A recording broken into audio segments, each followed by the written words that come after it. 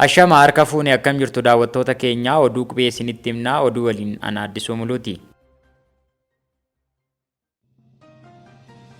Muummeen ministeeraa Dr. Abiy Ahmed injifannoo fiigicha maraatooniin argame hordofuun ergaa baga gammaddanii dabarsan. Muummeen ministeeraa FDRI Dr. Abiy Ahmed injifannoo fiigicha maraatooniin argame hordofuun ergaa baga gammaddanii dabarsan. Muummeen ministeeraa Dr. Abiy ergaa marsariitii hawaasummaa isaanii irratti barreessaniin akka jedhanitti atileetota dubartoota Itoophiyaa bakka bu'uun fiigicha maraatoonii shaampiyoonaa atileetiksii addunyaa 19ffaa irratti hirmaatanii injifataniif ergaa baga gammaddanii dabarsan.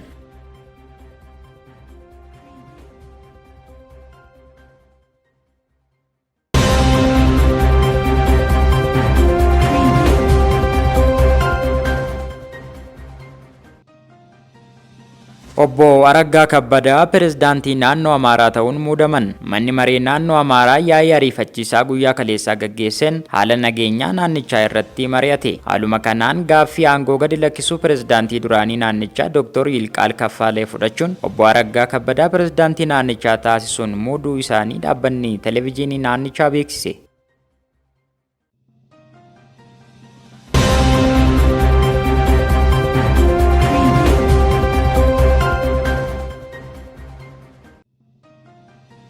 Magaalaa Maqaleetti dheengadda galgalaa mana dhugaatii tokko keessatti darbatameen lubbuun namoota 5 darbuun himame. Magaalaa Maqaleetti boombichi dheengadda halkan sa'aatii 8 irratti kutaa magaalaa Qadaamaayii Wayyaanee ganda 15 keessatti mana dhugaatii argamu kan maqaan isaa Daa'eeroo jedhamuun waamamu keessatti loltuu soorama ba'e tokkoon darbatamuu isaa waajjirri poolisii magaalittii beeksise. Waajjira poolisii magaalaa Maqaleetti hoogganaa kan ta'an Kumaandar Waldaay Mawucaa akka himanitti kabaja ayyaana Ashandaatiin wal qabatee sodaa nageenyaa tureef magaalittiitti to'annoon nageenyaa cimaa taasifamaa turullee dheengadda galgala xumura kabaja ayyaanichaa irratti balaan kun mudachuu himan. Balaa kutaa magaalaa Qadaamaayii Wayyaanee ganda 15 keessatti mudate kanaan lubbuun namoota 5 darbuu fi miidhaan qaamaa qaqqabuutu himame. Namni dhuunfaan boombii kana darbate baramuu isaa kan himan Kumaandar Waldaay shakkamichi hanga ammaatti kan hin to'atamnee fi to'annoo seeraa jala oolchuuf qorannoon taasifamaa jiraachuu himan. Boombiin darbatamee balaa uumee kun boombii harkaa F1 jedhamu akka turee fi sababni gochichaas waldhabdee namoota dhuunfaa gidduutti tureen akka ta'etu ibsame. Hospitaalli Reefraalaa Haayidar dhaabbata raadiyoo Doochi Viillee jedhamuuf akka himetti immoo dhukaasa boombii dheengadda galgala magaalittiitti sa'aatii 8 irratti mudate kanaan namoonni lakkoofsi isaanii 20 ta'an madaa'uun hospitaalicha galuu isaanii hime.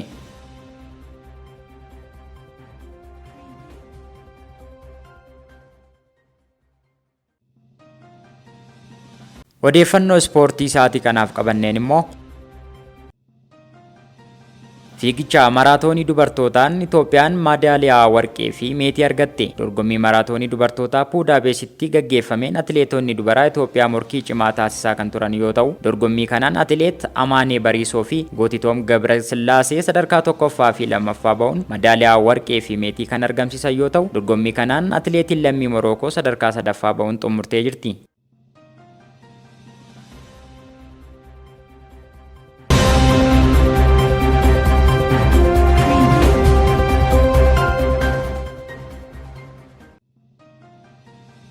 Dorgommiiwwan xumuraa shaampiyoonaa atileetiksii addunyaa Itoophiyaan irratti hirmaattu har'anii taasifamu. Oolmaa guyyaa 8ffaa shaampiyoonaa atileetiksii addunyaa 19ffaa guyyaa har'aatiin dorgommiin atileetonni Itoophiyaa irratti hirmaatan dorgommiiwwan xumuraa har'anii taasifamu. Har'a galgala keessaa sa'aatii 3 fi daqiiqaa 50 irratti dorgommiin xumuraa fiigicha fageenya meetira 5,000 dubartootaanii taasifama. Dorgommichaanis atileet Gudaaf Tsaggaayee, atileet Ijjigaayyoo Taayii, atileet Madiinaa Isaa fi atileet Fireewan Haayiluu Itoophiyaa irraa ni hirmaatu.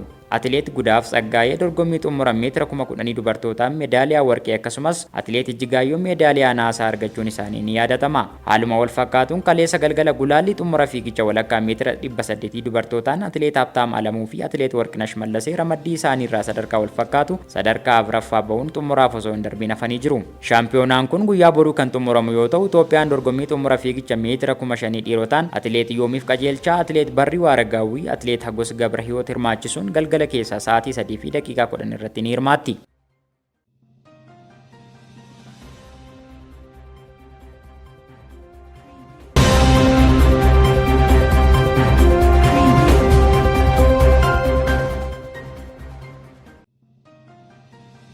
Tapha Premier League England torbee sadaffaan Chelsea Luton Town 3-0 injifate. Dorgommii Premier League England torbee sadaffaa bara dorgommii 2023-2024 kaleessa galgala sa'aatii 4 irratti Chelsea Luton Town waliin taasisaniin Chelsea goolii 3-0 Luton Town injifate. Taphataan kilabichaa Raheem Sterling goolii Chelsea injifannoof gargaaran keessaa 2 yoo galchu, goolii tokko haftee immoo taphataa lammii Senegaalii fi sarara fuulduraa kilabichaa Nicolas Jacksontu galche.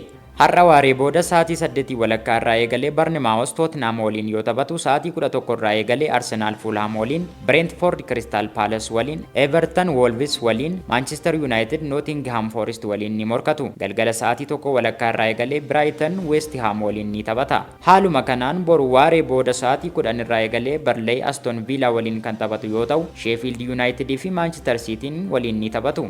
Gama biraatiin taphni Newcastle Liverpool waliin galgala sa'aatii 12 walakkaa irraa jalqabee taphatan xiyyeeffannoo cimaa argatee jira.